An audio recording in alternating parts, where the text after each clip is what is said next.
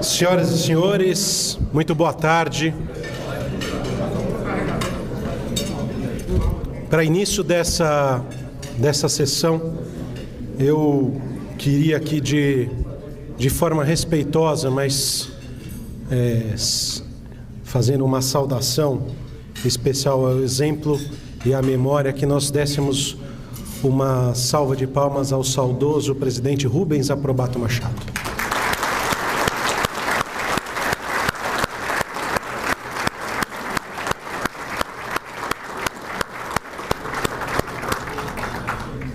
A perda é muito sentida.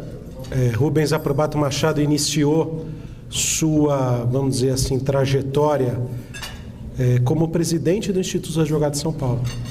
Depois foi presidente da Ordem dos Advogados Seccional de São Paulo e depois presidente do Conselho Federal. E muitas das suas iniciativas, como no Instituto a criação da Comissão dos Novos Advogados, a Escola Paulista da Advocacia, ele replicou isso na Ordem, com a Comissão do Jovem Advogado, com a ESA, de forma que, para o Instituto, apesar da perda irreparável, é um exemplo que continuará a nos iluminar. Isto ocorreu neste mês de novembro, mês que, cuidadosamente, nós convidamos o presidente Cláudio Lamacchia para fazer esta palestra em razão do aniversário de fundação da Ordem dos Advogados. No último dia 18 de novembro, a Ordem completou 86 anos. Isto decorre de um decreto de Getúlio Vargas, que, para organizar as cortes de apelação do país, cria a Ordem dos Advogados Brasileiros, e assim está redigido claramente num dos artigos do decreto, que será regido pelos institutos de cada estado. E assim cada estado criou a sua Ordem dos Advogados. Por isso que, sabiamente, em São Paulo, o presidente Marcos da Costa, quando foi inaugurar a nova sede, atribuiu o nome de Plínio Barreto, primeiro presidente da Ordem dos Advogados, que era o presidente do Instituto e que promoveu a primeira eleição na Ordem dos Advogados aqui em São Paulo. O presidente Cláudio Lamacchia, eu tive o privilégio de conviver no Conselho Federal, tem uma dedicação absoluta extrema com a advocacia. Por dois mandatos foi presidente da Ordem dos Advogados do Rio Grande do Sul, da seccional do Rio Grande do Sul. Foi vice-presidente da Ordem dos Advogados. Foi aí que eu tive o privilégio de conviver com o presidente Cláudio Lamacchia, e aprendi porque Vossa Excelência tinha uma alcunha carinhosa de La Máquina, pela sua responsabilidade, pelo seu empenho fundamental de quem, como o caso dele, de forma inédita, recebeu o apoio dos 27 estados na sua eleição para presidente do Conselho Federal. E eu estive ao lado dele num dos projetos que a mim foi conferido pelo então presidente Marcos Vinícius, mas nós fizemos isso juntos, que foi a criação da Sociedade Individual de Advocacia. E vi o respeito que o Congresso Nacional manifesta ao presidente Cláudio Lamacchia, a capacidade que ele tem de diálogo, que é fundamental para esse momento. Esse trabalho foi um trabalho que não foi só testemunhado por mim. Temos aqui o Marcelo Nobre, que me ajudou enormemente nesse tema, o deputado Arnaldo Faria de Sá, que foi o nosso bastião e quem deu ali a bênção final para que houvesse essa aprovação, evidentemente sempre com o apoio de todas as entidades da advocacia. O momento que nós vivemos é um momento que nós sentimos que nós estamos na beira do precipício. É um momento de uma gravidade tremenda. E eu lembro do discurso de posse do presidente Cláudio Lamáquia, onde ele dizia exatamente que nós vivíamos uma crise moral e ética sem precedentes. E eu lembro daquilo todos os dias, quando nós assistimos o que nós estamos assistindo. E temos conversado muito sobre essa circunstância, porque, de qualquer sorte, as mudanças que o país precisa dependem destas pessoas que estão no Congresso Nacional. Então, o diálogo, que é uma característica do presidente Cláudio Lamáquia, ela é fundamental para tratar com aquelas pessoas que estão lá representando o povo e de bem, tanto aquelas que estão usurpando o mandato que lhes foi conferido, como o caso deplorável da tentativa de anistia ao Caixa 2.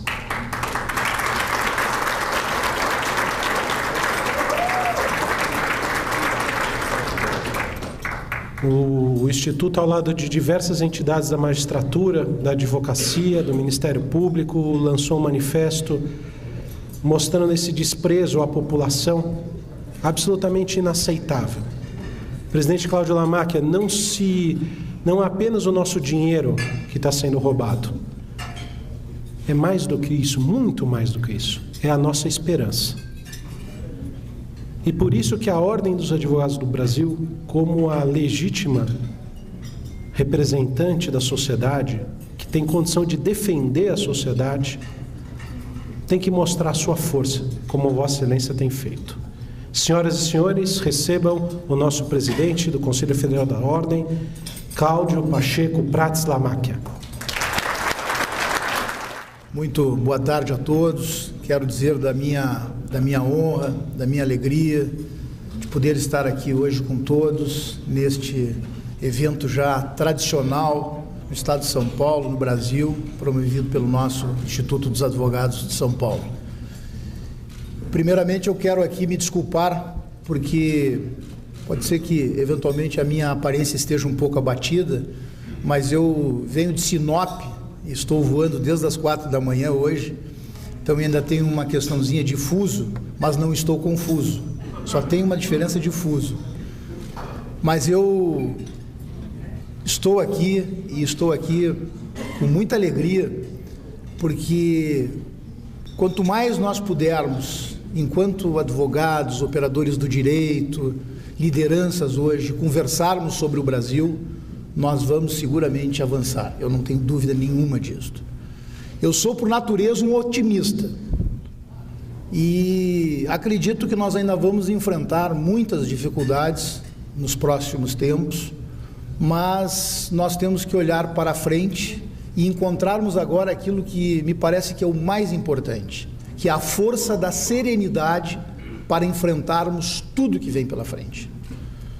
Portanto, eu quero agradecer ao meu querido amigo presidente do Instituto dos Advogados de São Paulo, José Horácio Anfeld Ribeiro, e dizer ao José Horácio que eu fico, primeiro, muito feliz e muito honrado, José Horácio, com as palavras que tecesse com relação a mim, mas, acima de tudo, quero dizer que também tenho te acompanhado ao longo deste período todo e tenho em ti e no trabalho que tem sido feito pelo Instituto exatamente um farol para todos nós.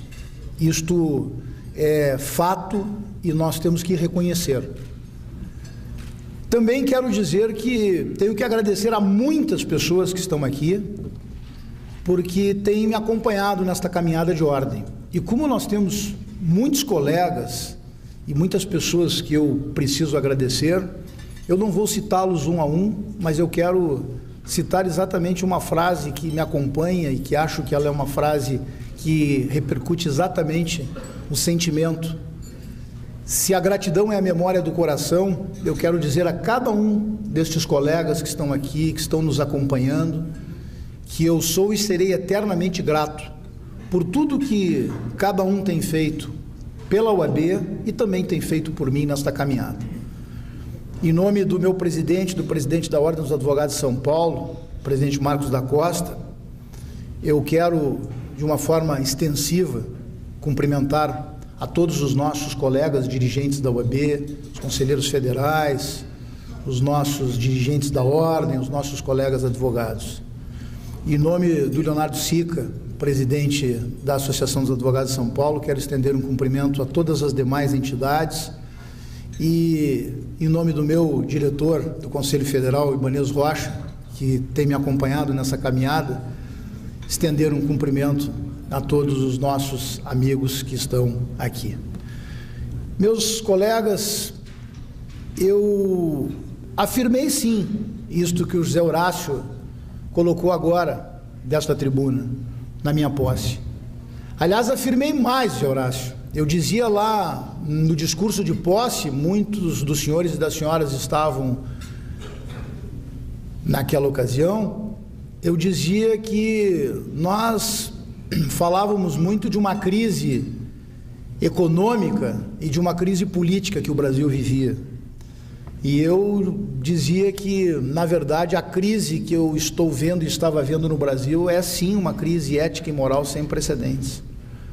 E isto fica já demonstrado de um primeiro plano, num primeiro momento, no dia de hoje, se nós formos examinar, nesta tentativa espúria de anistia de crime de Caixa 2 e tantos outros crimes, patrocinado pelo Congresso Nacional, pela Câmara dos Deputados. Será verdade isto?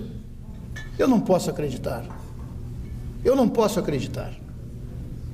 Primeiro porque nós não temos o direito de demonizar a política.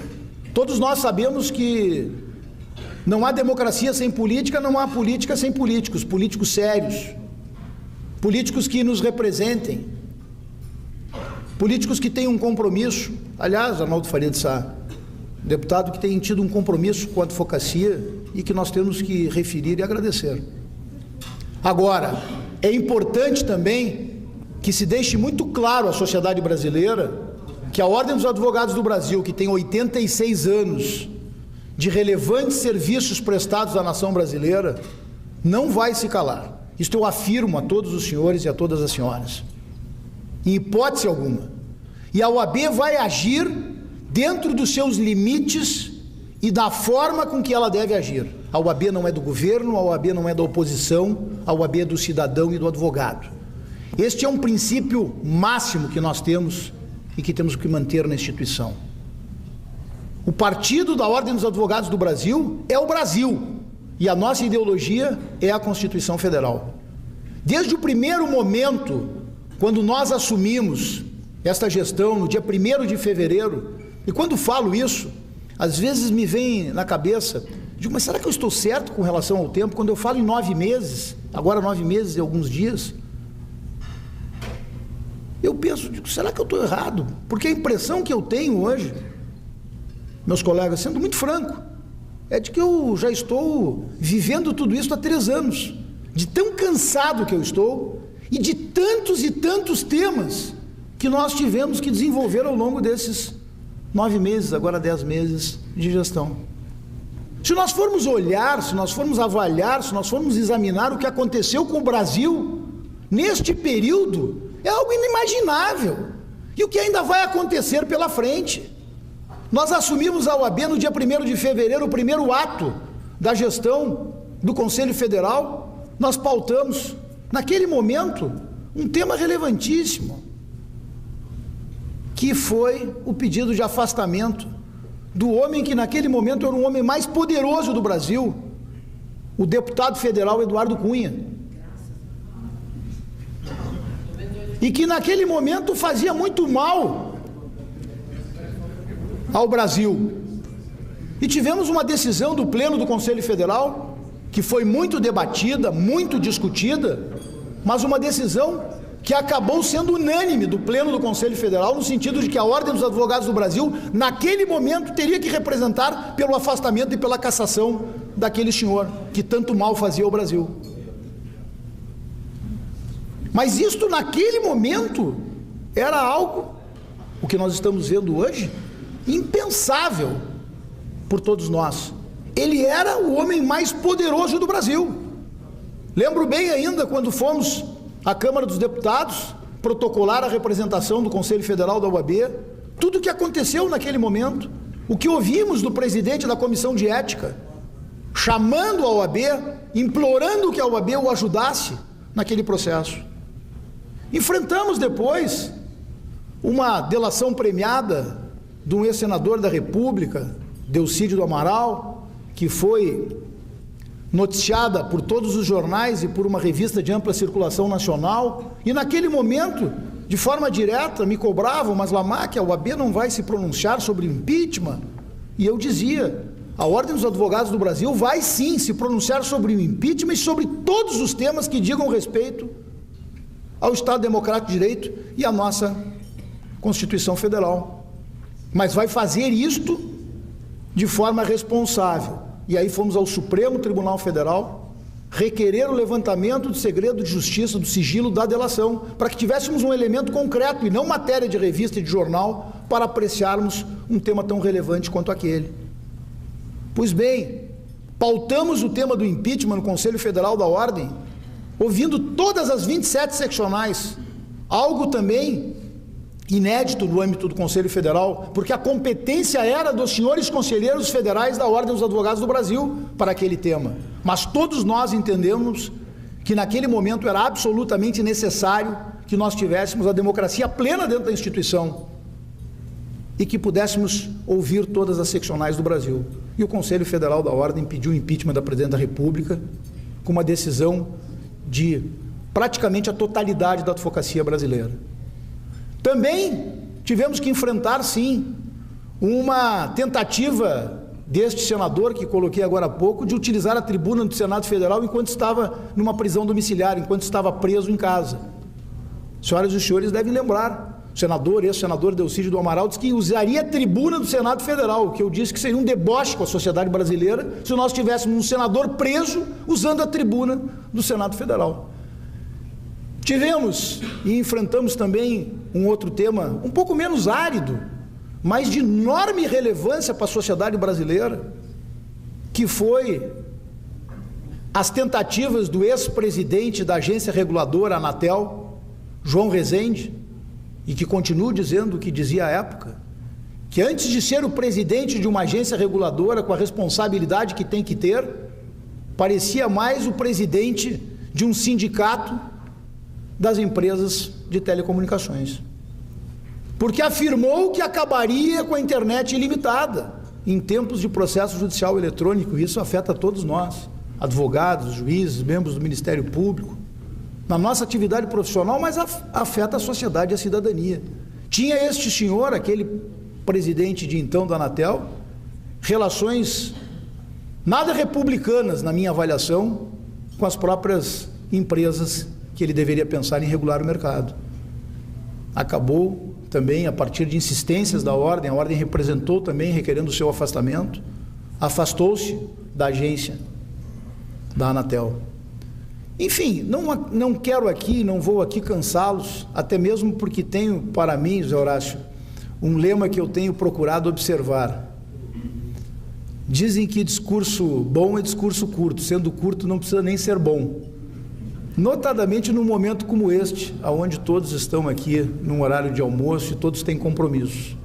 Mas eu quero, já me encarregando, já me encaminhando para o final, eu quero aqui dizer que a sociedade pode ter certeza que a OAB terá sim a sua responsabilidade e continuará mantendo o seu compromisso com a sociedade brasileira. Nós vamos todos enfrentar as dificuldades que nós estamos vendo aí no dia a dia, mas que a Ordem dos Advogados do Brasil tem um compromisso com a defesa da Constituição Federal, das instituições, dos direitos humanos e de uma melhor e maior justiça social neste país. Isto, aliás, está expresso numa lei federal, na Lei 8.906, no artigo 44. A OAB tem compromissos com a fiscalização do exercício profissional da advocacia, tem compromisso intransigente com a defesa das prerrogativas profissionais dos advogados, mas ela também tem um compromisso inarredável com o Estado Democrático de Direito e a Constituição Federal da República Federativa do Brasil.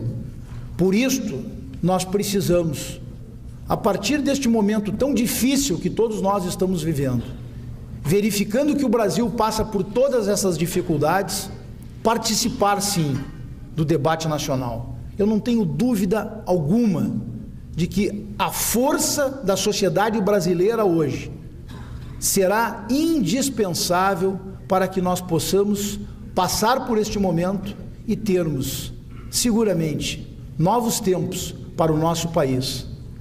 Como disse o presidente José Horácio, não é apenas de recurso que nós estamos falando, não é apenas o nosso dinheiro que está sendo roubado, não é isto? É a nossa dignidade, é a nossa esperança, é a nossa cidadania, é exatamente isto.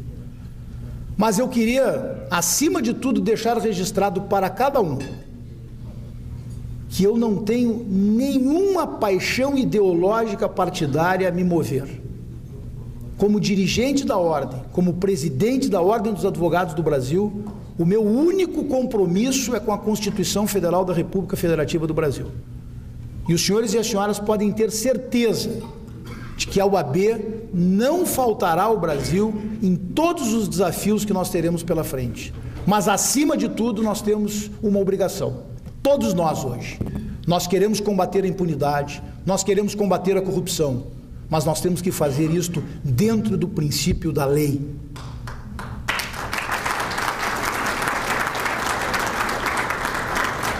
Se nós ultrapassarmos os princípios constitucionais, nós não estaremos fazendo justiça. Isto tem que ser dito para a sociedade também. Há pouco tempo, travamos um debate no que diz respeito a algumas destas medidas ditas de combate à corrupção e à impunidade que estão sendo apreciadas pela Câmara dos Deputados. E a Ordem foi muito enfática, dizendo que muitas delas eram medidas positivas, algumas inclusive apresentadas pela Ordem dos Advogados do Brasil, já há muito tempo, como é a criminalização do Caixa 2 de campanha. Há muito tempo já a OAB defende isto, mas outras são absolutamente inaceitáveis, sob qualquer aspecto. Restrição à utilização do habeas corpus, o Instituto da Liberdade, que aliás cabe aqui resgatar, meu presidente Zé Horácio, meu presidente Marcos da Costa, cabe aqui nós resgatarmos isto. A Ordem dos Advogados do Brasil, no tempo mais difícil deste país, foi lá, através de um presidente seu, Raimundo Faoro, resgatar o Instituto do habeas corpus.